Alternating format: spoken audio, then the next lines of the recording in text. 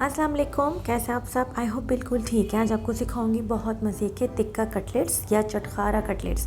बहुत मज़े के बनते हैं। रमज़ान की रेसिपी है, आराम से इसको बना के 15 डेज़ के लिए फ्रीज़ कर सकते हैं। तो टाइम नहीं लेते, वीडियो शुरू करते हैं।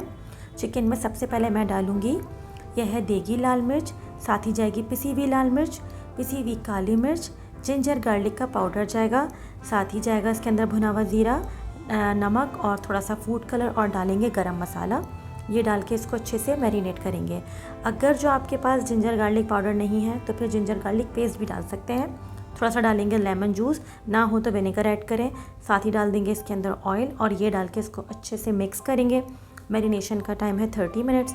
30 मिनट्स के लिए मैरिनेट करेंगे तो चिकन बहुत अच्छा जूसी सा बनेगा। इनको मैरिनेट जब करते हैं तो जितने भी मसाले होते हैं ना, उनका टेस्ट इसमें अच्छे से आ जाता है। यहाँ देख लें, अच्छे से चिकन को मैरिनेट कर दिया था। अब मैं बताऊँगी कि आगे क्या करना है। यहाँ पैन लेंगे और पैन के अंदर चिकन को डाल देंगे। इसमें ऑयल नहीं डालेंगे क्योंकि चिकन में मैरिनेशन के टाइम पे हमने इसके अंदर ऑयल डाल दिया था। ढक के रख देंगे। चिकन बहुत सारा पानी रिलीज़ करेगा, इसके अंदर चिकन गल जाएगा और भुन भी जाएगा। यहाँ देखें चिकन अच्छे से गल गया था, पानी खुश्क हो गया था। अब इसको श्रेड कर लेंगे इस तरीके से।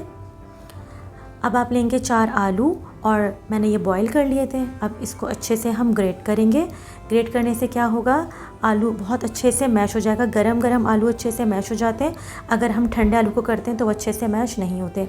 अब इसमें डालेंगे हल्दी, नमक, देगी लाल मिर्च, पिसी हुई लाल मिर्च, भुना हुआ ज़ीरा और गरम मसाला। बहुत चटपटे से बनेंगे तो आपको ये मसाले ज़रूर डालने हैं। और मैंने एक ब्रेड का स्लाइस ले लिया है और अब क्या करा है, इसको मैंने हल्का सा पानी डाल के ना थोड़ा सा नरम कर लिया है। इससे ये और भी अच्छे बाइंड हो जाएंगे। इसको अच्छे से हाथ से मैश करेंगे और इसके अंदर डाल देंगे। ये डालने के बाद अब मैं इसके अंदर डाल दूँगी थोड़ा सा हरा धनिया, थोड़ी सी चॉप की हुई प्याज, पुदीना और डालेंगे इसके अंदर बारीक कटी हुई हरी मिर्चें। हरी मिर्चें डालिएगा, इससे टेस्ट बहुत चटपटा और चटखारेदार आएगा। और ये डाल के आप इसको अच्छे से मिक्स करेंगे। साथ ही डाल देंगे इसके अंदर श्रेड किया हुआ चिकन, जो कि मैंने टिक्का स्टाइल से बनाया था। और अगर आपके पास इतने मसालों की अरेंजमेंट आप ना कर सकें तो डायरेक्ट टिक्का मसाला ले लीजिएगा और चिकन को उसी से मैरिनेट करके जो है आप बना सकते हैं। इसको अच्छे से मिक्स करेंगे और यहाँ पर आप जो है इस पूरे मिक्सचर को जो है टेस्ट करके देख सकते हैं। अगर आपको इसमें नमक कम लगे तो अपने टेस्ट के अकॉर्डिंग नमक बढ़ा सकते हैं। वैसे भी तमाम इंग्रेडिएंट क्वांटिटी के साथ डिस्क्रिप्शन बॉक्स में मेंशन होंगे, वहाँ से नोट डाउन कर लीजिएगा। देखिए यहाँ मैंने टेस्ट कर लिया था, हर चीज़ एकदम परफेक्ट बनी है। अब क्या करेंगे, हाथ के ऊपर हल्का सा ऑयल लगाएंगे और इसके अपने जो आपको जितना बड़ा साइज़ चाहिए ना कटलेट्स का, आप उतना बड़ा बनाएंगे। मैं थोड़ा अच्छा मोटा सा कटलेट बनाऊंगी, बिल्कुल पतला पतला सा नहीं बनाऊंगी।